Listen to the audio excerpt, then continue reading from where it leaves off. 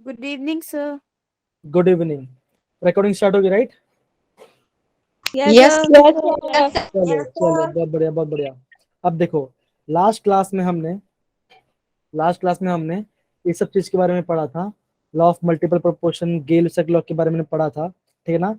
आज हम पढ़ने वाले हैं एवोगैड्रो लॉ के बारे में। ठीक है, किसके बारे में पढ़ने वाले हैं? Avogadro Good. एवोगैड्रो लॉ के बारे में, ठीक है ना। अब देखो बच्चों, सिंपल लॉ है, कोई इतना हाई फाई चीज नहीं है कि बहुत ज्यादा डिफिकल्ट है। सबसे पहले ये रहे एवोगैड्रो सर, क्योंकि इन्होंने ही अपना जिस एवोगैड्रो लेके लेकर आए थे, और इनको कहना बहुत सिंपल था, ठीक है ना। इन्हें कहना बहुत सिंपल था कि ये बता रहे थे महाशय जी कि इफ, रुको मैं एक बार, हाँ ये रहा, देखो ये देखो, सर की नहीं दिख रही है। अभी दिख रही है स्क्रीन? नहीं दिख रही है क्या? कैसे नहीं दिख रही है? दिख तो रही है। सर दिख रही है। ओके, सो अच्छा अभी दिख रही है प्रॉपर, राइट सबको? Yes sir. Yes sir. ठीक है। अब देखो, एवोगैड्रो सर ने ये कहा, इफ इफ ठीक है ना, इन्होंने ये बोला कि अगर कोई गैस है, ठीक है ना, if the gas has if the gaseous molecule have same volume, same number of volume, मतलब कि उनका अगर वॉल्यूम सेम है, इसमें ब्रैकेट में क्या होना चाहिए? प्रोवाइडेड, क्या आपको ध्यान रखना है कि टेम्परेचर, मतलब कि अब ये आपको ये देना पड़ेगा, provided same temperature and pressure, ठीक है ना, if A guys have same volumes, मतलब कि डिफरेंट गैस, ठीक है ना।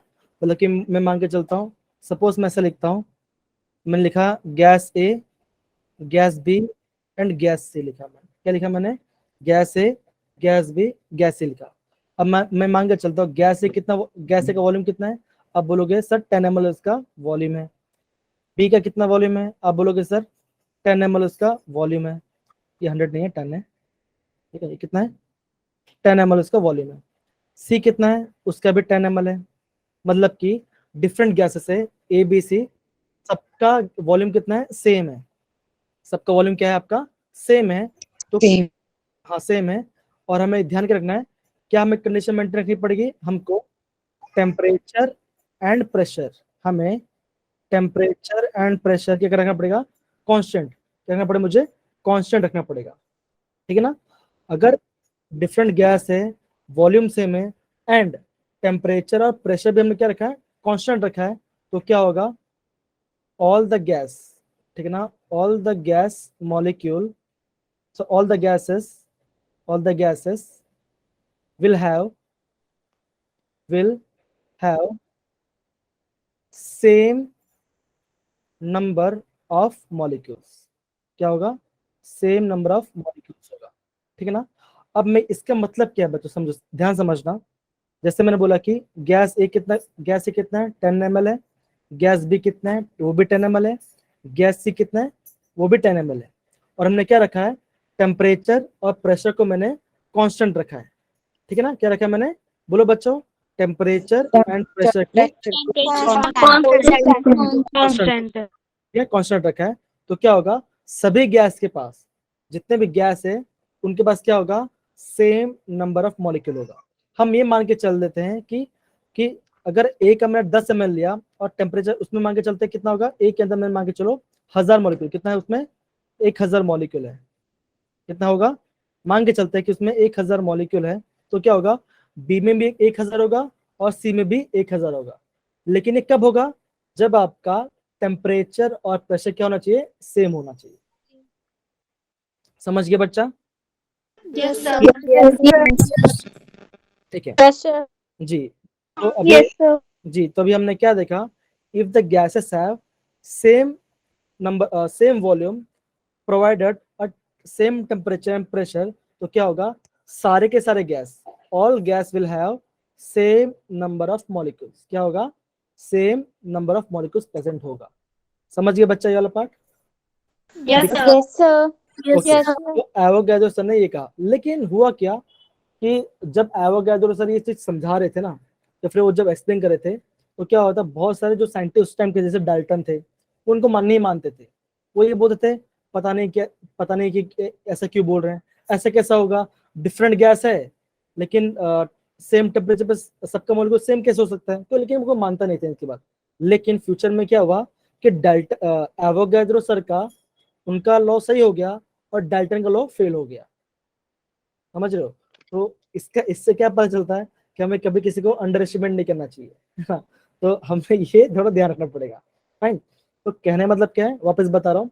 If A gas molecule have same volume, ऐसा लिख सकते हो, if different guys have same volume provided eight same temperature and pressure, तो क्या बोलोगे, all gases will have same number of molecules. समझिए बच्चा, को डाउट किसी को? No, sir. No, sir. Okay चलिए, तो कौन बच्चा मुझे एक लाइन में ये वर्ड मुझे बता पाएगा एवोगैड्रो सर ने क्या कहा? कम ऑन, ट्राई करिए। कोई इजी है, कोई भी ट्राई कर सकता है, कोई एक। मैं किसका नाम लूं? बोलिए बोलिए बोलिए। हाँ बोलिए सर प्रीति। एवोगैड्रो सर ने कहा कि जो अलग अलग गैस होते हैं उनका सेम वॉल्यूम होता है एक नहीं टेम्परेचर। नहीं, सेम वॉल्यूम होता नहीं है। मान के चलते हैं डिफरेंट गैस है, उन सबका वॉल्यूम सेम है। ठीक है, डिफरेंट गैसेस है, उन सबका वॉल्यूम सेम है। ठीक है, होता नहीं है। मान के ऐसा नहीं कि 10 ये बोल सकते हो। सर मैं बोल रहा हूँ। नहीं प्रीति, आप ट्राई, आप सही ट्राई करता, वापस बोलिए उसको। हाँ अभी आपकी बारी भी आएगी, वेट में कर रहा। हाँ बोलो प्रीति। हाँ प्रीति बोलिए। प्रीति ओके, दूसरे को ट्राई कर सकता है। सर मैं बोल लूँ। हाँ सर मैं आप, बोलूं? हाँ बोलिए बोलिए बोलिए बोलिए बोलिए बोलिए। सर कि अगर किसी डिफरेंट हाँ बोलो बोलो, कोई बात नहीं, बोलो, कोई इशू नहीं, बोलो। Equal volume of all gases under similar condition of temperature and pressure contain equal number of. बस खत्म, एकदम सही है ना। समझिए, बहुत सिंपल सिंपल इक्वेशन ने ये वर्ड समझा दिया, कोई हाईटेक नहीं है। ठीक है ना। अगर डिफरेंट गैस है और सारे डिफरेंट गैस का वॉल्यूम सेम है at same temperature and pressure, तो क्या होगा, the all gases will have same number of molecules. Yes एकदम सही प्रीति, एकदम सही। आपने चैट बॉक्स में एकदम सही आंसर लिखा उसका। ठीक है ना।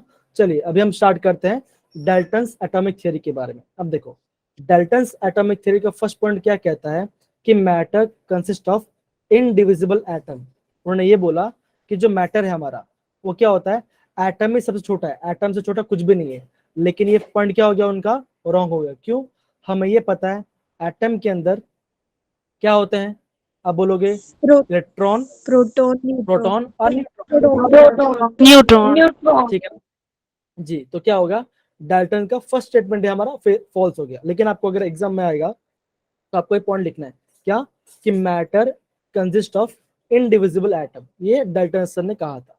ठीक है ना। सेकंड पॉइंट पे आते हैं।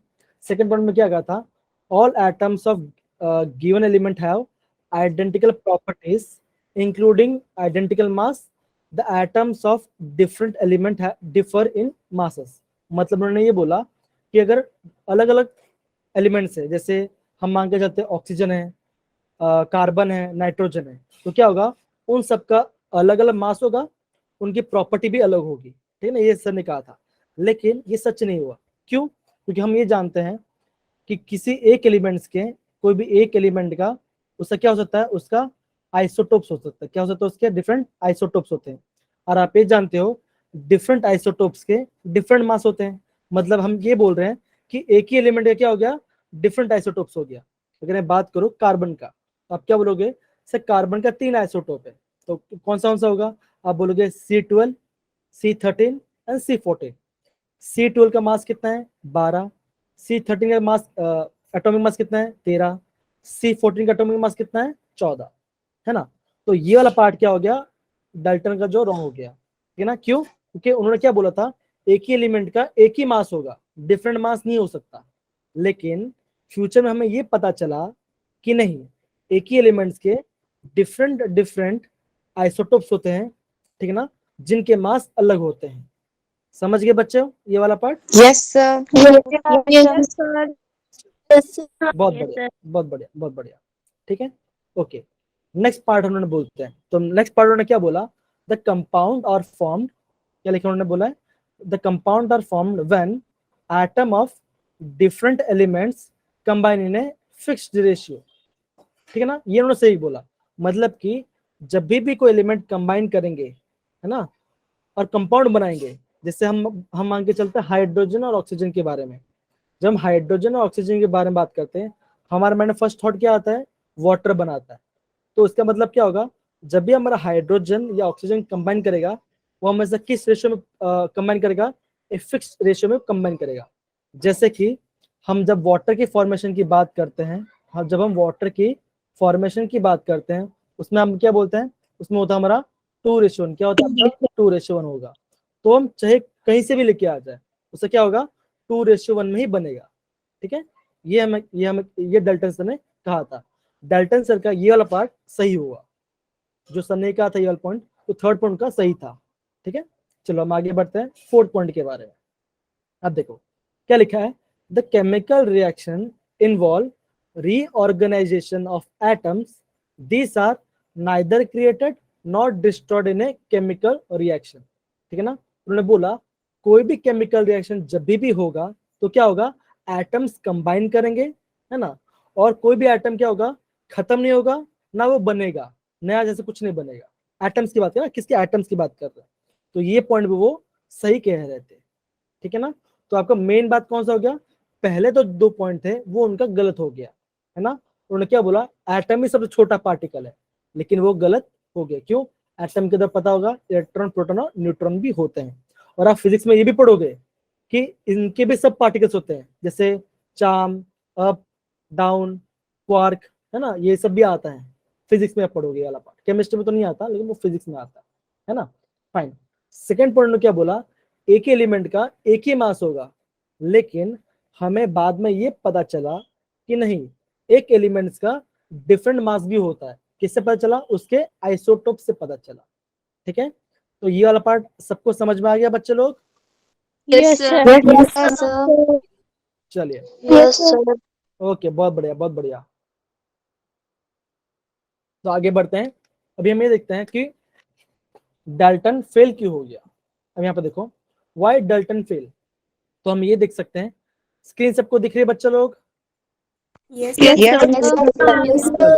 बहुत बढ़िया। देख के लिखा है, देखो क्या लिखा है कि डाल्टन थ्योरी कुड एक्सप्लेन, मतलब उसने एक्सप्लेन क्या कर दिया, लॉस ऑफ केमिकल कॉम्बिनेशन, लेकिन गैसेस वॉल्यूम कैसे कंबाइन करते हैं वो बता नहीं पाए, अच्छे से नहीं बता पाए।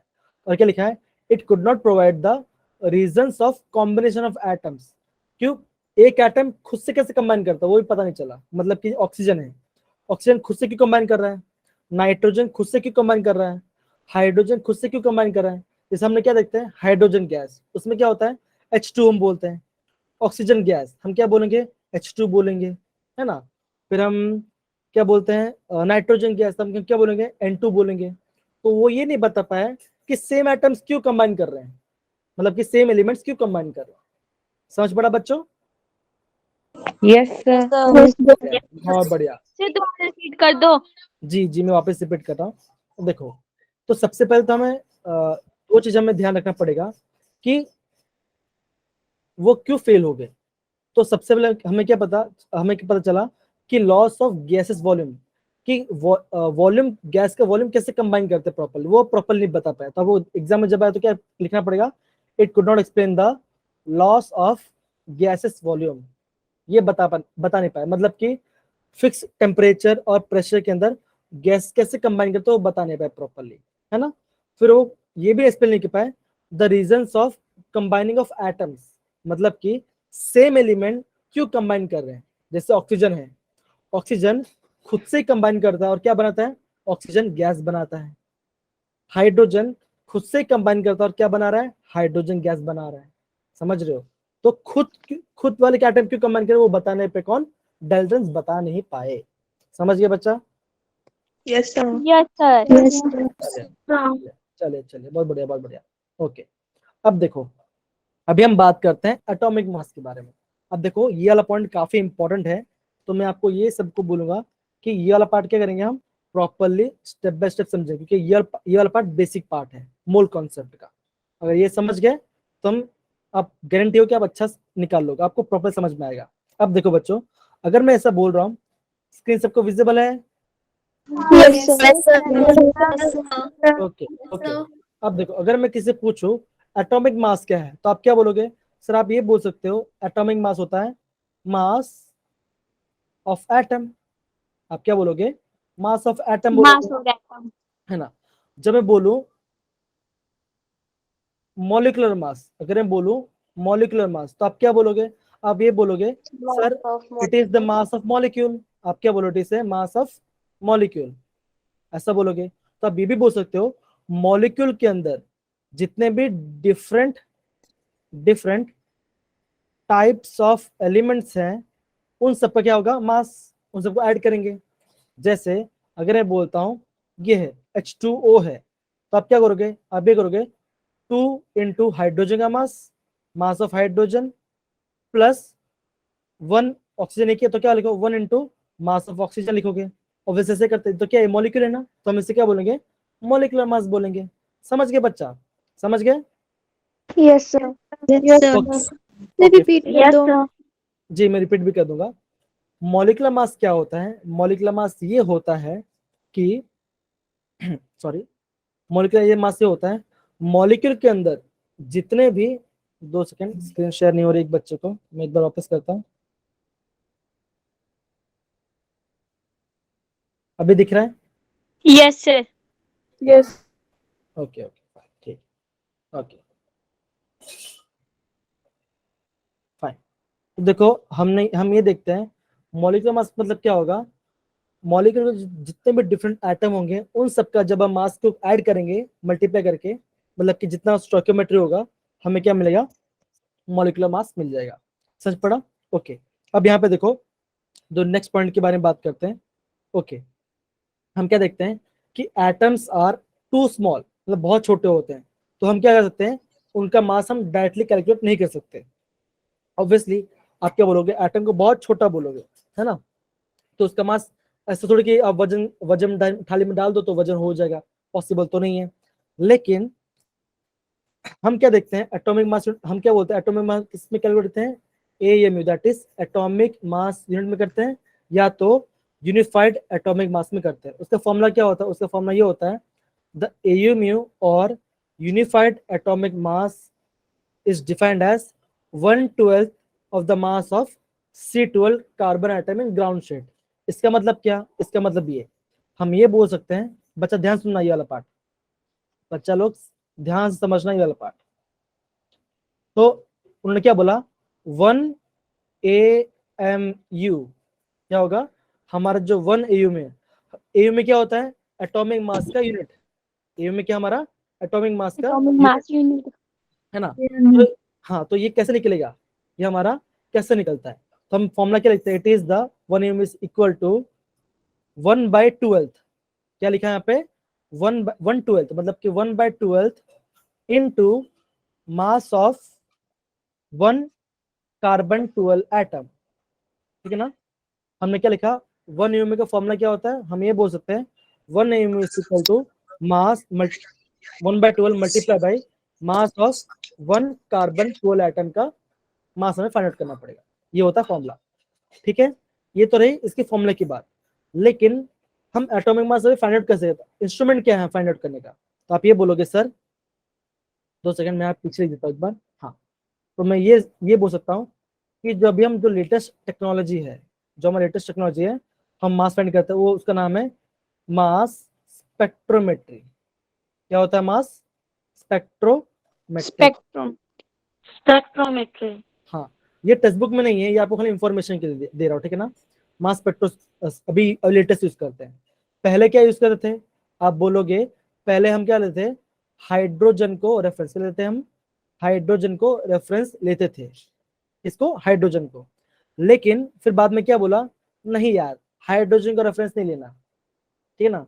हम किसको रेफरेंस देंगे? तो साइंटिस्टों ने बोला कार्बन 12। क्या बोलेंगे? कार्बन 12 को लेंगे, मतलब कि C12 को हम क्या लेंगे, ऐसे कार्बन 12 ऐसे रेफरेंस लेंगे। क्यों कार्बन 12 को लिया, क्यों बाकी सबको नहीं लिया, जैसे सोडियम को क्यों नहीं लिया, सिलिकॉन को क्यों नहीं लिया, ऑक्सीजन को लिया, क्यों खाली कार्बन 12 को लिया? तो इसका रीजन क्या है? इसका रीजन ये है कि जो कार्बन 12 होता है वो क्या होता है, बहुत ज्यादा अबंडेंस, मतलब कि बहुत ज्यादा होता है। अगर आप अर्थ क्रस्ट की बात करो या फिर यूनिवर्स की बात करो ना, तो क्या होता है, बहुत ज्यादा अबंडेंस है, मतलब कि आप बोल सकते हो मोर इजिली अवेलेबल। आप क्या बोलोगे, मोर इजीली अवेलेबल। कौन सा, कार्बन 12, ठीक है ना। सेकंड पॉइंट आप ये बोल सकते हो, क्या है आपका, स्टेबल है। क्या है, आप बोल सकते हो मोर स्टेबल, स्टेबल है, ठीक है ना। ये इस रीजन है। समझ गए बच्चों? ओके, इतना बात समझ गए? Yes. अब देखो जी, अब यहाँ पे देखो, आपको यहाँ पे स्क्रीन दिख रहा होगा, स्क्रीन दिख रहा है सबको प्रॉपर्ली? Yes. ठीक है। Yes. अब देखो यहाँ पे क्या लिखा है, 1 AMU का उन्होंने क्या लिया है, एक वैल्यू लिखा है। क्या लिया उन्होंने, वैल्यू लिखा है 1. सर नहीं हो रही शो। 2 सेकेंड, अभी हो रही होगी। Yes sir. आगे अब आ गई। आगे ना, ठीक है। Yes sir. अब देखो, मैं यहाँ पे लिख देता हूँ, ज्यादा सही रहेगा।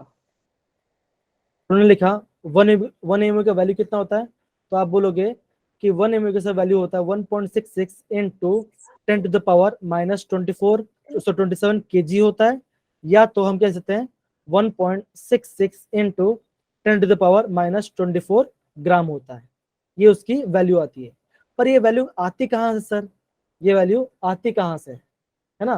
तो अब क्या करेंगे, हम इसको सॉल्व करेंगे, ठीक है ना, कि वैल्यू आती कहाँ से। समझ गए बच्चे लोग? Yes. ओके। और एक बात आपको ध्यान रखनी है, जो हमारा एटॉमिक मास यूनिट होता है ना, जो हमारा एटॉमिक मास यूनिट होता है, वो क्या होता है, वो होता है 80 से डायमेंशनलेस क्वांटिटी। तो आपको ये ध्यान रखना है, हाँ 80 से डायमेंशनलेस क्वांटिटी होता है, ठीक है ना। अभी हम क्या सॉल्व करेंगे, ये 1.66 आया कहाँ से, वो मैं आपको सॉल्व करके बताऊंगा पीछे, ठीक है ना। ओके, अब यहाँ पे मैं इसको लिख रहा हूँ, ठीक है, ध्यान देना। और कभी भी ऐसा बीच में लगे कि स्क्रीन नहीं दिख रही है, तो अपना हैंड रेज कर देना, तो मैं क्या होगा, मैं समझ जाऊंगा, तो मैं क्या वापस एग्जिट करके वापस चालू कर दूं, तो आपको स्क्रीन दिख जाएगा, ठीक है। हैंड मतलब कि वो जो हैंड बटन, ऐसा ऐसा जो हैंड बटन है ना, ये हैंड बटन दबा देना अगर स्क्रीन ना दिखे तो, ठीक है। चलिए फाइन। अब देखो बच्चों, ये 1 AMU का वैल्यू कहाँ से आया, तो हमने क्या देखा, हमने ये देखा 1 AMU क्या होता है, हमने देखा 1/12 into mass of 1 C12 carbon atom, ठीक है ना। अब देखो 1/12 तो क्या है, कांस्टेंट वैल्यू है, हम इसको तो चेंज नहीं कर सकते, हमको किसका वैल्यू निकालना पड़ेगा, मास ऑफ 1 कार्बन एटम का वैल्यू निकालना पड़ेगा, ठीक है ना। अब देखो हम मास ऑफ 1 कार्बन एटम कैसे निकालेंगे, आप बोलोगे सर जो कार्बन का जो एटॉमिक नंबर होता है, कार्बन का जो एटॉमिक नंबर क्या होता है, आप बोलोगे 6। क्या होता है, कार्बन का एटॉमिक नंबर 6 होता है ना। तो आप ये बोलोगे सर उसके अंदर, उसके न्यूक्लियस के अंदर क्या होगा, उसके न्यूक्लियस के अंदर 6 प्रोटॉन होंगे, 6 न्यूट्रॉन होंगे, और ऑर्बिट में क्या होगा, 6 इलेक्ट्रॉन घूम रहे होंगे, है ना। हम ये बोलेंगे, राइट, हम ये बोलेंगे कि कार्बन जो 6 है उसमें क्या है, आपका 6 प्रोटॉन है, 6 न्यूट्रॉन है, और आपके 6 इलेक्ट्रॉन क्या हो रहे हैं, ऑर्बिट के अंदर घूम रहे हैं, ठीक है ना। ओके, मतलब कि स्क्रीन में दिख रहा है।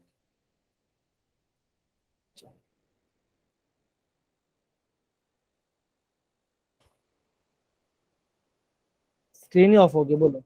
जी जी समझिए बच्चों, 2 मिनट डोंट वरी। अभी दिख रहा है? No sir.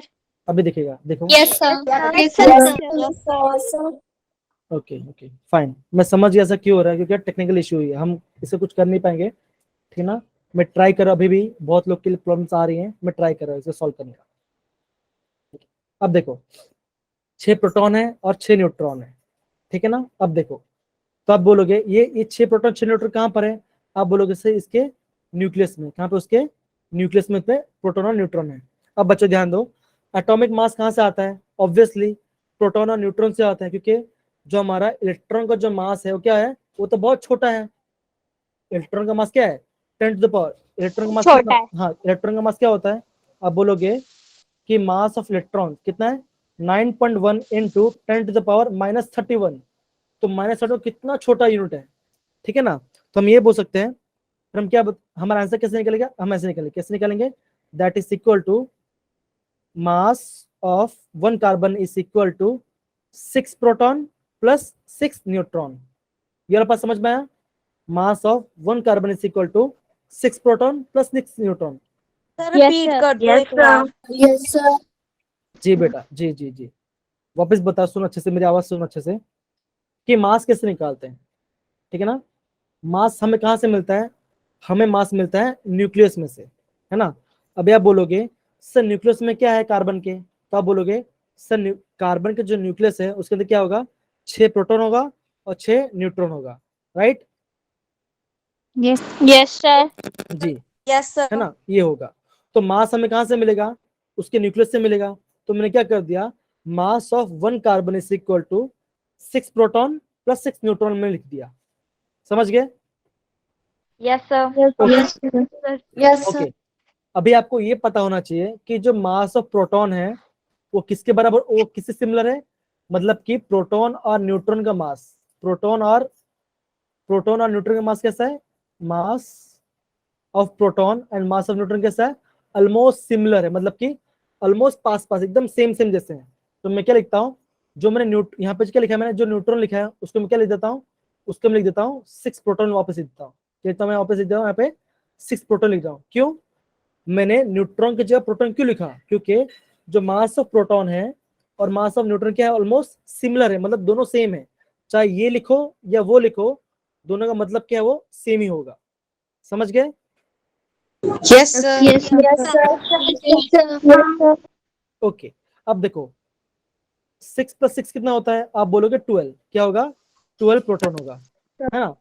6 प्लस 6 क्या होगा, 6 प्लस 6 होगा 12, है ना। अब हाँ जी, तो अभी आप क्या बोलोगे कि mass of proton, okay Meenakshi को स्क्रीन में दिख रहा, अभी स्क्रीन दिख रही है, यस सर। ओके चलो फाइन, ठीक है।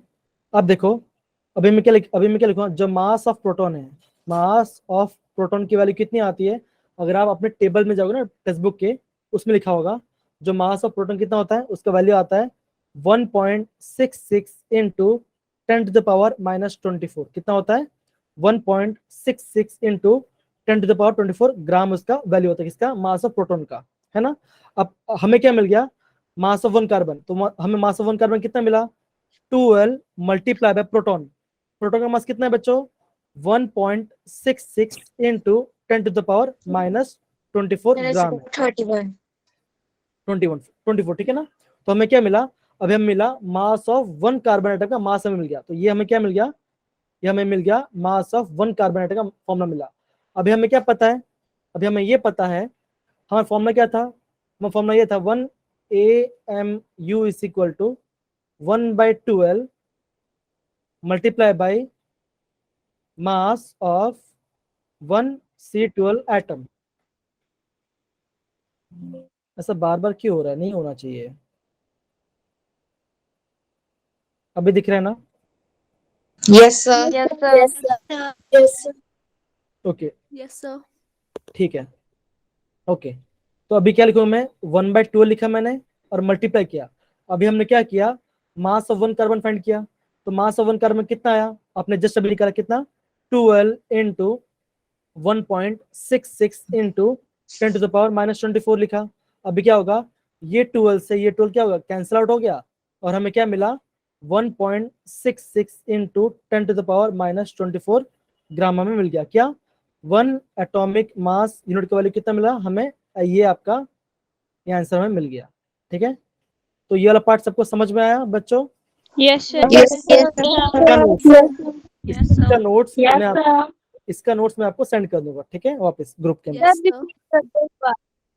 हाँ अभी अभी सेंड कर, डोंट वरी, अभी सेंड कर दूंगा, ठीक है। चलो ये तो हमें मिल गया, ठीक है ना। अब हम क्या देखते हैं, ये हमने क्या निकाला, हमने 1 एटॉमिक मास का यूनिट निकाल दिया, ठीक है ना। अभी हम क्या देखते हैं, ये हमने क्या देखा, how to find atomic mass. अभी हमने जो जो किया ना वो हमने क्या किया, हमने एटॉमिक मास कैसे हमने उसका वैल्यू निकाल लिया, ठीक है ना। अब देखो मॉलिक्यूलर मास, मॉलिक्यूलर मास क्या होगा, सबका मास होगा, ठीक है ना। अभी देखो मैं फॉर्मूला दिख रहा है आपको, मॉलिक्यूलर मास ऑफ मीथेन। तो मॉलिक्यूलर मास ऑफ मीथेन क्या होगा, मीथेन का फॉर्मूला क्या होता है बच्चों, बताओ जरा, क्या होगा, CH4, क्या होगा, CH4 होगा। तो आप क्या बोलोगे बेटा, अभी हम कैसे निकालोगे, अब कार्बन का मास कितना होता है, अभी हम निकला कितना 12, कितना होता है 12 होता है, प्लस हाइड्रोजन कितना होता है 4 × 1, तो हमें कितना मिला, हम मिला 6 एटॉमिक मास यूनिट। हमें क्या मिला, मॉलिक्यूलर मास ऑफ मीथेन हमें कितना मिला, 6 एटॉमिक मास मिला। या तो उसको सकते हो इन ग्राम्स में लिख सकते हो, लेकिन अगर ग्राम में लिखे तो आप क्या लिखना पड़ेगा, आपको ग्राम पर मोल लिखना पड़ेगा। तो हम क्या लिखते हैं यहाँ पे 6 AMU लिखते हैं, ठीक है ना। वैसे ही हम क्या निकाल सकते हैं, मॉलिक्यूलर मास ऑफ वाटर निकाल सकते हैं। क्या निकाल सकते हैं, मॉलिक्यूलर मास ऑफ वाटर। तो इसका आंसर क्या आएगा, आपको पता ही होगा, क्या होगा 18 2 × 1, वेरी गुड, प्लस 16। तो ऑक्सीजन का 16 होता है और हाइड्रोजन तो कितना आएगा, आप लिखोगे 18 एटॉमिक मास यूनिट। क्या होता है 18 एटॉमिक, ठीक है, समझ गए। तो ये आप ये क्या लिख दिया आपने, अपने दोनों का आंसर लिख दिया। तो अभी तक किसी को डाउट है जी। तो चलो बच्चों फटाफट ये जो फॉर्मूला दिख रहा है, calculate the molecular mass of glucose, या फटाफट सॉल्व करके मुझे चैट बॉक्स में इसका आंसर दीजिए जल्दी फटाफट, कम ऑन, बहुत बढ़िया। C6H12O6 इसका मॉलिक्यूलर मास फाइंड आउट करिए चैट बॉक्स यूज करके, कम ऑन। 180 ग्राम नहीं बोलूंगा, मैं बोलूंगा 180, हाँ ग्राम पर मोल। अगर मैं ग्राम बोलता हूं तो मुझे क्या बोलना पड़ेगा, ग्राम पर मोल बोलना पड़ेगा, ठीक है ना। अगर आप मॉलिक्यूलर मास बोलते क्या बोलोगे, 180 एटॉमिक मास यूनिट, ठीक है ना। वो मोलर मास कैसे होगा, हाँ राइट। तो अगर आप 180 ग्राम बोलते हो तो क्या लिखोगे, 180 ग्राम पर मोल, ठीक है ना। वेरी गुड बच्चे, एकदम सही। तब कैसे निकालोगे, आप इसको ऐसे निकालोगे 12 × 6 प्लस 12 × 1 प्लस 6 × 16। 16 × 6 तो यहाँ पे कितना आएगा 72, 16 और कितना आएगा आपका 96 आएगा, राइट। तो आपका आंसर कितना आ जाएगा 180, कितना आ जाएगा 180 आ जाएगा, ओके। स्क्रीन दिख रही है आप सभी को, ओके फाइन, बहुत बढ़िया, समझ गए। चलिए आगे बढ़े बच्चों, यस सर आगे बढ़ते हैं, ठीक है ना।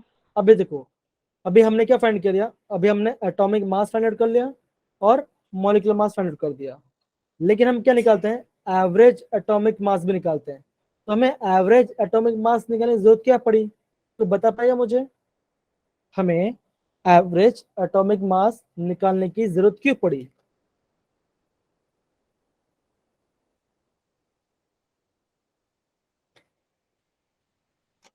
कौन बच्चों ट्राई करो, कमॉन, रॉन्ग आंसर रॉन्ग चलेगा, पर अब बताओ, कमॉन ट्राई करो, हमें एवरेज एटॉमिक मास निकालने की जरूरत क्यों पड़ी। सर क्योंकि एलिमेंट्स के मोर देन 1 आइसोटोप होता है। हाँ वेरी गुड, एकदम सही बोला। तो बच्चों सब ध्यान रखना, अगर कोई पूछे आपसे कि हमें एवरेज एटॉमिक मास क्यों पता चला, तो आप ये बोलोगे कि सर एक एलिमेंट से क्या होता है, एक से ज्यादा आइसोटोप्स होते हैं, मतलब कि अलग अलग आइसोटोप्स होते हैं। तो हर आइसोटोप क्या होगा, डिफरेंट मास होगा, क्या होगा, डिफरेंट मास होगा। इसलिए हमें क्या फाइंड करते हैं, स्क्रीन शो नहीं हो रही है। बेटा आराम से मैं समझ गया। अभी दिख रहा है, अभी दिख रहा है बेटा रिया। No sir. एक काम करो, लेफ्ट करके वापस ज्वाइन करो, बाकी आई थिंक बाकी सबको दिख रहा होगा। चलिए बहुत बढ़िया, ओके। तो अभी क्या करते हैं, क्वेश्चंस करते हैं। तो इसका आंसर आपको लिखोगे, बिकॉज एलिमेंट्स, जितने भी एलिमेंट्स हैं उनके हम क्या क्या हो सकते हैं, एलिमेंट्स विथ मल्टीपल आइसोटोप्स।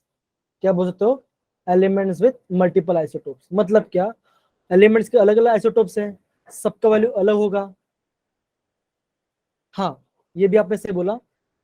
जो आप आई थिंक पलक, आप जो बोल रहे हो ना क्वेश्चन, वो हम आगे पढ़ेंगे। न्यूमेरिकल वैल्यू जो होता है ना मोलिकुलर मास, और वो उसका दोनों का सर सेम अभी नहीं भी नहीं होता है। हो रही है स्क्रीन शो। और बेटा डोंट वरी, मैं एक बार स्किप करके वापस करता हूँ, डोंट वरी। आई थिंक सबको दिख रही है मेरी स्क्रीन। यस सर आप बात ओके फाइन। तो मैं कहाँ पे था? मैं यहाँ पे था कि डिफरेंट एलिमेंट्स के डिफरेंट आइसोटोप्स होते हैं, इसलिए मैं क्या क्या फाइंड करता हूँ, उसके average atomic mass find out करना पड़ता है, ठीक है ना। एग्जाम्पल क्या होगा? हम एग्जाम्पल ये बोल सकते हैं, कि जैसे आपका कार्बन है, या फिर आप बोल सकते हैं क्लोरीन है। क्लोरीन कितने आइसोटोप से? आप बोलोगे क्लोरीन के 2 आइसोटोप से।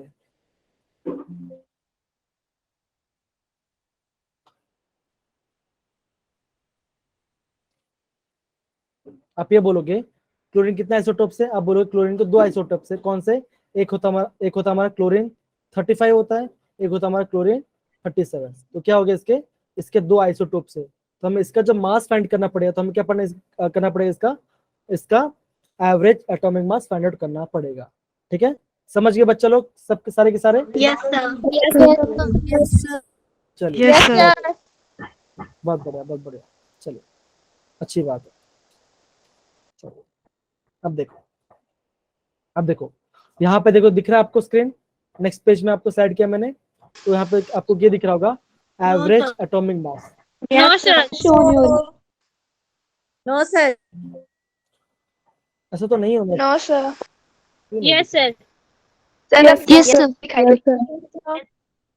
ठीक है, तो देखो अभी हमें क्या दिख रहा है? एवरेज एटॉमिक मास, है ना। तो एवरेज एटॉमिक मास क्या होता है बच्चों? ये बोल सकते हो कि कार्बन 12 है, ठीक है ना। कार्बन की अबंडेंस कितना है? 99% है कार्बन 12 का। ये आपका एग्जाम्पल है, बहुत बढ़िया एग्जाम्पल, ठीक है ना। कार्बन 12 का नेचुरल अबंडेंस कितना है? 99% है। और कार्बन 30 कितना था? 1% होता है।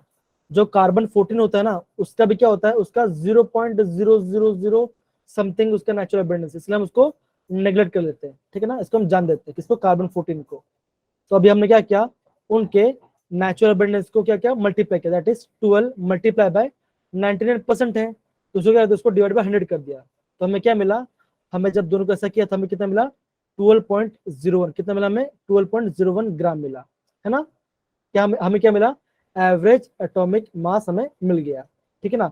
अब बच्चों ध्यान में रखने वाली बात यह है कि जब हम अगर कोई पूछे आपको कार्बन 12 का मास कितना है, तो आप क्या बोलोगे? आप ये बोलोगे सर 12 है, 12 ए में बोलोगे या फिर 12 यू बोलोगे। लेकिन अगर कोई आपको पूछेगा कि सिर्फ कार्बन कितना है, तो स्पेसिफिक क्या बताओगे? आप बोलोगे 12.01। क्या बोलोगे आप? 12.01 बोलोगे। 12.0. समझ गए बच्चे लोग? Yes sir Yes, sir. चले आगे बढ़ते हैं। जी बहुत बढ़िया। अब देखो, अभी हम नेक्स्ट टॉपिक पर जो आते हैं, अभी हमारा जो टॉपिक है वो हमारा क्या है? Why is formula mass. अभी देखो, अभी हमने क्या पढ़ लिया? Atomic mass, molecular mass, average atomic मास पढ़ लिया। हमें फॉर्मूला मास की जरूरत क्यों पड़ी? हमें फॉर्मूला मास की जरूरत क्यों पड़ी? तो आप ये बोल सकते हो कि सर हमें फॉर्मूला मास की जरूरत इसलिए पड़ी कि अगर कोई मॉलिक्यूल है, उसमें क्या है? उसमें आयंस है। क्या उसमें? आयंस है।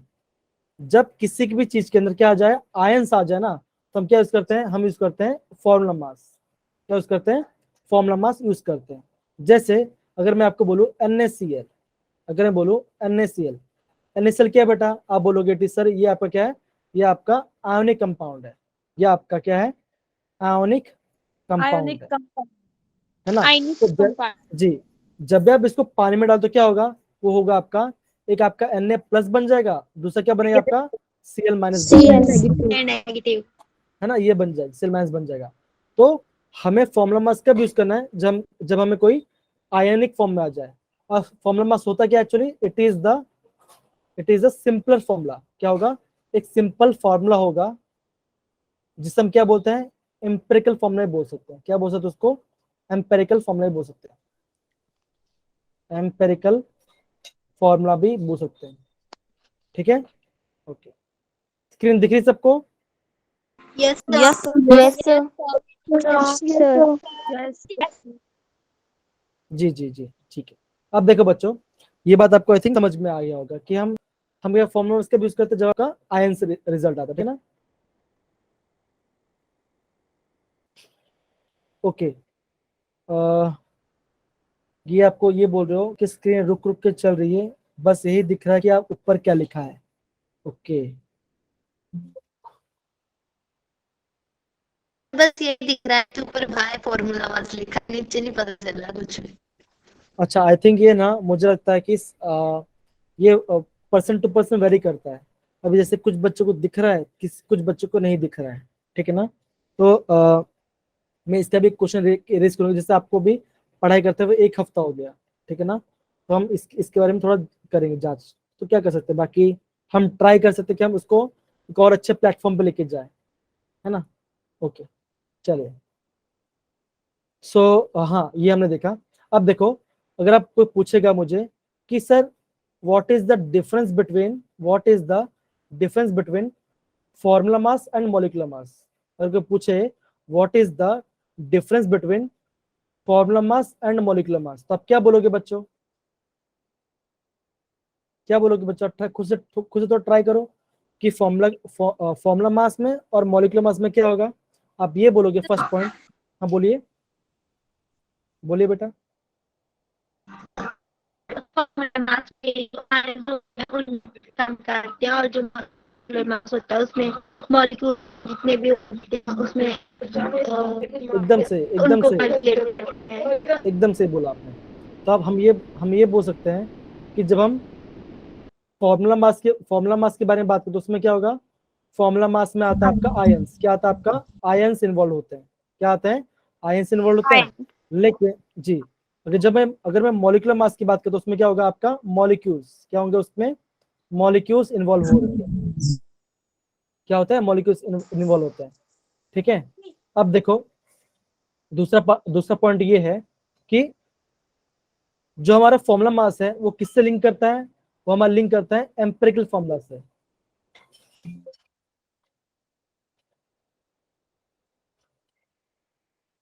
दिख रहा है। Yes, sir. Yes sir. जी, तो हमारा जो हमारा फॉर्मूला मास होता है वो क्या होता है, वो हमारा एम्पिरिकल फॉर्मूला से लिंक करता है, और हमारा जो मॉलिक्यूलर मास है क्या होता है वो हमारा मॉलिक्यूलर मास से लिंक करता है, ठीक है ना। अगर मैं बात करूं एम्पिरिकल फॉर्मूला और मॉलिक्यूलर फॉर्मूला क्या डिफरेंस है, तो आप क्या बोलोगे बच्चों, जैसे मैं लिखता हूं यहाँ पर C6H12O6, ठीक है ना। अगर मैं लिखता हूं यहाँ पे C6H12O6 लिखता हूं, उसका मतलब क्या होगा, आप ये बोलोगे सर कि ये क्या होगा, ये आपका मॉलिक्यूलर फॉर्मूला है। आप क्या बोलोगे, ये आपका क्या है मॉलिक्यूलर फॉर्मूला है, किसका ग्लूकोज का, किसका ग्लूकोज का, ठीक है ना। लेकिन अगर जब आप बोलते हो कि इसका एम्पिरिकल फॉर्मूला क्या होगा, इसका C6H12O6 से एम्पिरिकल फॉर्मूला क्या होगा, तो आप क्या बोलोगे, तो आप ये बोलोगे CH2O। क्यों, क्योंकि ये क्या है उसका सिंपलेस्ट फॉर्म है, ठीक है, इसका सिंपलेस्ट फॉर्म है। आप क्या करो, इस पूरे इक्वेशन को अगर 6 से डिवाइड कर दो तो क्या मिलेगा, यहाँ पे 6 कार्बन था, 6/6 क्या आ गया 1 आ गया। हाइड्रोजन के अंदर 12 था तो कितना हो गया 2 आ गया। ऑक्सीजन के अंदर 6 था तो कितना आ गया 1 आ गया। तो आप ये बोलोगे कि CH2O क्या होगा आपका एम्पिरिकल फॉर्मूला, क्या होगा आपका एम्पिरिकल फॉर्मूला होगा। समझ गए बेटा ये वाला part. Yes, Yes, sir. Yes sir. हाँ जी बोलिए। सर दोबारा से करो रिपीट। जी जी जी, अब देखो बच्चों, मॉलिक्यूलर फॉर्मूला और एम्पिरिकल फॉर्मूला में बेसिक डिफरेंस क्या है। मॉलिक्यूलर फॉर्मूला क्या होगा, एक बड़ा यूनिट होगा जिसमें मॉलिक्यूल से फॉर्मूला होता है। एम्पिरिकल फॉर्मूला क्या होगा, उसका सिंपल होल नंबर रेशियो। मैं ये बोल सकता हूँ एम्पिरिकल फॉर्मूला क्या होगा, सिंपल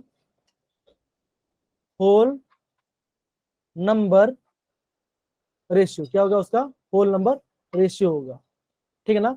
अब देखो यहाँ पर ध्यान दो, जब मैं ग्लूकोज का मॉलिक्यूलर फॉर्मूला के बारे में बात करता हूँ, फॉर्मूला क्या है आपका C6H12O6, लेकिन मैंने इसके एम्पिरिकल फॉर्मूला क्या लिखा CH2O। तो अगर आप बोलोगे इसका प्रोपोर्शन क्या है सर, तो आप क्या बोलोगे, आप बोलोगे कार्बन का 1 प्रोपोर्शन है, हाइड्रोजन का 2 प्रोपोर्शन है, और आपका ऑक्सीजन कितना प्रोपोर्शन है, आप बोलोगे 1 प्रोपोर्शन है। One. हाँ, तो इसका एम्पिरिकल फॉर्मूला क्या होगा? 1:2:1 क्या होगा आपका? इसका एम्पिरिकल फॉर्मूला होगा, उसका रेशियो होगा। जी जी, मैंने एग्जांपल करवाया ना बेटा आपको, जस्ट अभी एग्जांपल करवाया मैंने आपको, ठीक है ना। इसका इसी का बेस्ट एग्जांपल है, किसका? ग्लूकोज का, ठीक है ना। बाकी सभी का भी होता है, ठीक है ना, लेकिन हम ज्यादा लॉन्ग हो जाएगा। तो आपको समझ में आया फॉर्मूला मास और मॉलिक्यूलर मास में क्या डिफरेंस है? Yes. Yes. Yes, sir. जी अभी देखो, ओके, वेरी गुड। सर इसे 6 से डिवाइड किया है। देखो हम 6 से क्यों डिवाइड कर रहे हैं? अगर मैं मान के चलो 3 से डिवाइड करता हूँ तो क्या आंसर आता? आप बोलोगे C2H4 और अगेन O3 होता, राइट? यही होता, राइट आपका। तो क्या होगा? क्या अभी भी वो सिंपल फॉर्म में है? तब बोलोगे नहीं है। सिंपल फॉर्म में मतलब क्या होगा? उसके नीचे आप कुछ डिवाइड ही नहीं कर पाओगे, मतलब उससे नीचे कुछ हो ही नहीं सकता। जैसे मान के चलो, अगर मैं बोलता आपको 12 को आप क्या कर सकते हो? 12 को 6 से भी डिवाइड कर सकते हो, 12 को आप 3 से भी डिवाइड कर सकते हो, और 12 को आप क्या कर सकते हो? 2 से भी डिवाइड कर सकते हो। लेकिन सबसे छोटा वाली कौन सा होगा? यही आपका होगा, है ना। तो अगर आप देखो, अगर आप 12 को 2 से डिवाइड तो क्या क्या आंसर आएगा? आप बोलोगे 6 आंसर आएगा। अगर आप 12 को 3 से करो तो क्या बोलोगे? आपका आंसर आएगा 4। अगर आप 12 को 6 से करो तो क्या आंसर आएगा? आपका आएगा 2। तो इन सब में सबसे छोटा वैल्यू कौन सा है? 2 सबसे छोटा वैल्यू है। तो हमें क्या करना है? सबसे छोटे वैल्यू पे लेके जाना है उस चीज को, कि उसके नीचे वो डिवाइड ही नहीं हो सकता। अब समझ में आया बच्चा? Yes, sir. Yes, sir. Okay okay. अब देखो, एग्जाम्स में ये डिफरेंस नहीं पूछा जाता, ये तो खाली एग्जांपल, ये हम बेसिक से कर रहे हैं। अब देखो, यहाँ पे आया हमारा मेन पार्ट, कौन सा? डिफाइन ऑफ मोल, डेफिनेशन मोल के बारे में। जी, ये जो मोल वाला पार्ट है ना, इसमें से ही आपका 90% क्वेश्चन आता है, मैं समझता हूँ जितना नीट को मैंने बात करूँ तो। अब देखो यहाँ पर अब देखो सबसे पहले हम क्या देखते हैं? मोल का डेफिनेशन क्या है। तो आप क्या बोलोगे? 1 mole of substance defined as the number of entities. क्या बोला है? Number of entities. अब ये बोलोगे, एक काम करूंगा, जैसे आज मैंने यहाँ पे जैसे क्या बोलते हैं माइक रखा है कि आवाज प्रॉपरली आए, कल मैं ऐसा कुछ दूसरा जोड़ करूंगा, मतलब कि ऐसा कुछ सॉफ्टवेयर लेके आऊंगा, स्क्रीन रुकेगी नहीं कभी, ये मैं ट्राई करूंगा कल, ठीक है ना, पक्का। ठीक है, Yes, sir. Yes, sir. क्योंकि ऑब्वियस थोड़ा डिस्टर्बेंस क्रिएट हो जाता है, मैं समझता हूँ इसकी वजह से, है ना, कोई बात नहीं।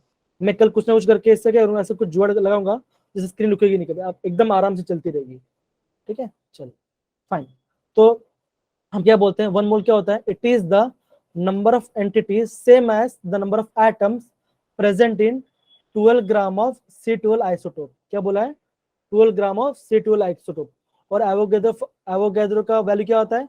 6.023 लिखो या 6.022 लिखो इनटू 10⁻23। तो सोचो कितना बड़ा वैल्यू है, सोचो आप कितना बड़ा वैल्यू आपका एवोगैड्रो नंबर। समझ गए बच्चा लोग? Yes, sir.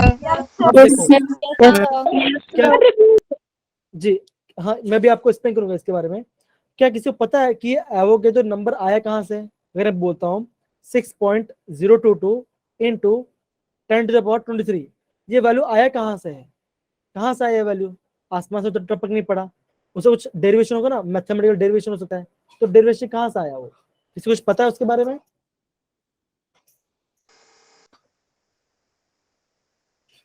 किसी को कुछ पता? नहीं पता? चलिए हम इसका डेरिवेशन निकालते हैं, बहुत सिंपल है। चलिए यहाँ पे हम निकालते हैं, ठीक है ना। हाँ यहाँ पे निकालते हैं, ठीक है। यहाँ पे देखो, I think screen properly visible है सबको, और मैं जो लिख रहा हूँ वो भी विजिबल है, राइट? Yes, sir. चलिए अभी देखो, अभी हम क्या करते हैं इससे कैलकुलेशन, अभी हम करते हैं इससे कैलकुलेशन कि ये वैल्यू आया कहाँ से, है ना। अब देखो हमने क्या निकाला था? हमने ये निकाला था कि मास ऑफ, देखो 1 कार्बन 12 एटम का मास कितना था? आप बोलोगे 1.66,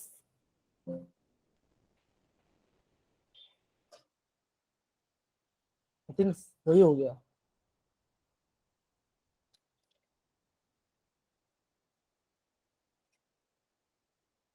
अभी आ रहा है screen? Yes, sir. Yes, sir. आ गया ना, ठीक है, Yes, sir. ओके। अब देखो हमारे पास आज थोड़ा सा 5 मिनट ज्यादा भी हो जाए तो भी कोई बात नहीं, समझने वाला पार्ट है, समझो अच्छे से, ठीक है। चलिए अब देखो मैंने क्या बोला था कि मास ऑफ वन कार्बन कितना हमने निकाला था, वन कार्बन का मास कितना था 1.66 इंटू 10⁻⁻24 ग्राम, कितना लिखा था मैंने, -24 ग्राम लिखा था। एक कार्बन का मास कितना था 1.66 इंटू 10⁻24 ग्राम था। अब मुझे बताओ कि 12 ग्राम में 12 ग्राम के अंदर कितने एटम्स होंगे, कितने कार्बन एटम, तो आप क्या करोगे, सिंपल कुछ नहीं, आप 12 को इससे मल्टीप्लाई करोगे, 12 1 12, क्योंकि यहाँ पे 1 कार्बन दिख रहा है, और क्या करोगे, ये जो पार्ट कहाँ पे जाएगा आपका, डिनोमिनेटर में जाएगा, जैसे क्रॉस मल्टीप्लीकेशन। अगर मैं बोलता हूँ यहाँ पर कि 1 रुपए का 5 चॉकलेट है, ठीक है ना, तो 2 चॉकलेट कितना रुपए का है, तो आप क्या करोगे, आप ये करोगे ना 2 × 1 / 5, ये करोगे, राइट, यस सर। है ना। अगर मैं ऐसा बोलता हूँ, अगर मैं आपको ये समझा रहा हूँ कि 1 रुपए का कितना है, 5 चॉकलेट आ रहा है, 1 रुपए का 5 चॉकलेट आ रहा है, तो आप क्या बोलोगे कि सर 10 चॉकलेट कितना रुपए का आ रहा है, तो आप क्या करोगे, इसको इससे मल्टीप्लाई करोगे, 10 को 1 से मल्टीप्लाई करोगे, और 5 कहाँ पे जाएगा, आपका डिनोमिनेटर में जाएगा। इसे हम क्या बोलते हैं, क्रिस क्रॉस, क्या बोलते हैं, क्रिस क्रॉस बोलते हैं, है ना। फाइन, तो हम अभी हम क्या करेंगे, ऐसे करेंगे, देखो ये 12 ऊपर जाएगा तो क्या होगा, 1 × 12 डिवाइडेड बाय 1.66 इंटू 10⁻⁻24, ठीक है ना। अब आप इसको सॉल्व करो, ये दो, इसको अगर आप सॉल्व करोगे ना, तो आपका आंसर कितना आएगा, आपका आंसर आएगा 6.022 इंटू 10⁻23, आपका आंसर आएगा। चेक करो बच्चों, चेक करो, मोबाइल निकालो और चेक करो क्या इसका वैल्यू ये आ रहा है कि नहीं आ रहा, चेक करो बच्चों, आ रहा है कि नहीं आ रहा, चेक करो फटाफट, कम ऑन मोबाइल, आ रहा है, बच्चों कि नहीं आ रहा है, नो सर। यस। नहीं आ रहा है आंसर,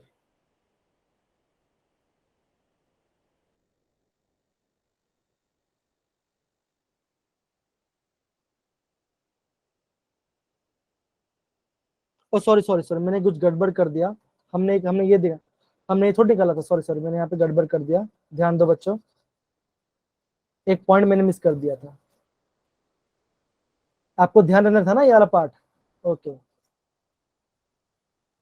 यहाँ पे देखो, इस अब बता, अब ध्यान दो, इसको स्क्रीन दिख रही है सबको, Yes, sir. मैंने एक पॉइंट मिस कर दिया था, ठीक है। चलो यहाँ पे देखो बच्चों, 1 कार्बन 12 एटम में कितना मास होता है, आप क्या बोले थे, 12 इंटू मास ऑफ प्रोटॉन, हमने क्या लिखा था, 12 into mass of proton, right. तो मास ऑफ प्रोटॉन कितना था, 1.66 इंटू 10⁻⁻24 ग्राम लिखा था, ठीक है ना। अब क्या हुआ, अब मैं बोलूंगा कि 12 ग्राम कितने में है, एक कार्बन में कितना आता है, इतना आता है, 12 इंटू 1.6, इतना मेरा आंसर कितना था, 1 ग्राम का मास आता है, तो 12 ग्राम कितना होगा, तो आप क्या करोगे, आप ये करोगे 12 इंटू 1 डिवाइड बाय, सोनी हो रही है। क्या हो रही है बच्चा, शो नहीं हो रही है, शो नहीं हो रही है। Yes sir. सर नहीं हो रही है। ऐसा क्यों हो रहा है, ऐसा इशू बार बार नहीं होना चाहिए, एक इशू सॉल्व करते दूसरा आ जाता है, बोलो अभी दिख रहा है, यस सर। ओके। अब देखो, अब मैं इसका ध्यान रखूंगा कि ऐसा बार बार इशू ना हो करके, ऐसा नहीं होना चाहिए, ठीक है। यहाँ पे मैं वापस लिख देता हूँ, आपको प्रॉपर समझ में आएगा, ये हम कल करेंगे, ठीक है ना, ये वाला मूल वाला कॉन्सेप्ट। तो देखो यहाँ पे देखो बच्चों, 1 कार्बन 12 का एटम का मास हमने कितना निकाला था, हमने निकाला था 12 इंटू 1.66 इंटू 10⁻⁻24 ग्राम निकाला था, एक कार्बन का एटम का मास कितना निकला था, 1 कार्बन एटम मास इतना निकाला था, ठीक है ना। तो मैं ये बोल सकता हूँ कि 12 ग्राम में कितना कार्बन एटम होगा, तो आप क्या बोलोगे कि 12 into 1 divided by 12 into 1.66 into 10⁻⁻24, तो क्या होगा, ये 12 और ये 12 कट जाएगा, अगर आप अगर आप कैलकुलेटर के अंदर 1 डिवाइड बाय 1.66 निकालते हो तो आपका आंसर कितना आता है? आपका आंसर आता है 6.02, राइट? आया आपका आंसर बच्चा? ट्राई करो, आया? आ रहा है? तो आपका आंसर कितना आएगा? आपका आंसर आएगा 0.602 इंटू, अब देखो ये क्या है, ये पावर माइनस में ऊपर जाए तो क्या होगा? 10⁻24 हो जाएगा। तो क्या होगा, अगर मैं एक डेसिमल पॉइंट आगे लेके जाता हूं तो क्या आंसर आएगा? 6.02 इंटू 10⁻23 आएगा। समझ में आया बच्चों ये वाला part? Yes sir. Sir answer क्या बोला आपने? यहाँ पे देखो, शो नहीं हो स्क्रीन शो नहीं हो रही ना सर? ये देखो अभी दिख रहा है? Yes sir. जी देखो, एक बार चेक करो ये आंसर। कैलकुलेटर के अंदर 1/1.66 करो, एक बार चेक करो, यस सर, यही है। आ रहा है ना? Yes sir. यस तो देखो, तो आपका होमवर्क क्या है अभी आज का? आप 1 AU में हमने कैसे निकाला था वो आप पढ़ोगे, ठीक है ना? 1 AU में, और हमारा ये 6.02 ये वैल्यू कहाँ से है आपको ये पार्ट देखना है, ठीक है ना? और एक बात, जो आपका संडे टेस्ट होगा उसमें फुल चैप्टर आएगा, मतलब क्या? मोलैरिटी, उसके बाद मोल फ्रैक्शन, एम्पिरिकल फॉर्मूला, ठीक है ना? पूरा आएगा। लेकिन आपको अभी जितना आ रहा है, परफेक्टली आ रहा है, आप उस पर फोकस करो। सारा क्वेश्चंस करने की जरूरत नहीं है। क्यों? क्योंकि आपको अभी मैटर क्या करता है, एक क्वेश्चन में 4 मार्क्स होता है ना? तो ज्यादा मार्क्स कहाँ पे करोगे? जितना ज्यादा स्कोरिंग होगा, ठीक है ना? तो जितना आ रहा है उसको, जितना आ रहा है उतना प्रॉपर्ली करो, उसको हम सॉर्ट आउट करेंगे, ठीक है? समझ गए बच्चा? Yes sir. ओके। और एक बात है, ये जो प्रॉब्लम ये जो आया था स्क्रीन वाला शेयर वाला, मैं इसको ट्राई करता हूँ कि जल्दी इसको सॉर्ट आउट करूँ करके। तो यस सर। मैं से कुछ एप्लीकेशन डाउनलोड करता हूँ जिससे क्या होगा कि ये प्रॉब्लम हट ही जाए, बार बार आए ही ना, सच में, because it is troubling while teaching class. So यही था आज का क्लास। होप्स आपको मजा आया होगा। हाँ मैं समझ सकता हूँ बीच में थोड़ा सा स्क्रीन ग्लिच हो रहा था, ठीक है ना? हाँ रिया हाँ बोलिए आप। हाँ ममता आप कुछ पूछ रहे थे? नवप्रीत, प्रीति, ओके फाइन, ठीक है ना? तो आज की क्लास कल में का हम एक क्या, क्वेश्चन है क्या? जी बोलिए क्या क्वेश्चन है आपका? कल आपने बोला था कि आप बताओगे 100 ग्राम हाइड्रोजन और 50 ग्राम ऑक्सीजन लेके 100 ग्राम हाँ वाटर ओके क्यों बनता ओके है? ओके। तो आप, हाँ तो आपने देखा उसका गेल-लुसाक लोका वाल्यूम। तो गेल-लुसाक सर ने क्या कहा था, जब भी हमारा कोई भी गैस सब्सटेंस है, ठीक है ना, अगर हम उसको सेम टेम्परेचर प्रेशर रखते हैं तो क्या होगा, वो क्या फॉलो करते हैं? Simple whole number ratio follow करते हैं, है ना? अगर इसका मतलब क्या होगा, अगर मैंने ऑक्सीजन को 1 लिया होगा तो मुझे हाइड्रोजन कितना लेना पड़ेगा? 2 लेना पड़ेगा। इसलिए मैंने क्या लिखा था वहां पे, 100 ये लिखा था, और ऑक्सीजन को मैंने 50 लिखा था। समझ गए बच्चा? मतलब क्या, यस हमें जो सर। रेशियो फॉलो करना है, हमें वो रेशियो को ध्यान देना है, ठीक है? Yes sir. Yes sir. तो थैंक यू सो मच बच्चों। आपको क्लास में थैंक यू सर। मजा होगा। Thank you sir. और एक बात है, thank you okay thank you so much बेटा। और ये जो इशू है ना स्क्रीन जो हो रहा है, मैं इसको चेक यस करता हूँ सर। वापस, जी, क्योंकि बार बार ऐसा नहीं होना चाहिए, तो मैं इसका ख्याल रखूँ, ठीक है ना? अभी यस आप सर। जा सकते हैं। किसी कुछ नोट्स चाहिए या कुछ टॉपिक चाहिए तो मैं आपको अभी ग्रुप में दे दूंगा, ठीक है ना? Okay thank you so much बेटा। बाय बेटा, bye, bye bye sir. Bye बेटा, thank you sir. Bye bye sir. बेटा, bye thank you sir. Bye बेटा, बाय बाय सर। यस बेटा, मैं अभी अभी पायल आपको नोट्स तुरंत सेंड कर दूंगा। Yes sir. जी जी पक्का पक्का दे दूंगा। थैंक यू सो मच बेटा, thank you so much. And silkie आपने, थैंक यू सो मच, आप इतना क्वेश्चन रेस कर रहे हो, मुझे अच्छा लगा कि आप प्रॉपरली समझ के ध्यान से पढ़ रहे हो। थैंक यू सो मच बेटा, थैंक यू सो मच बेटा। Okay bye bye, take care, bye sir. Bye बेटा।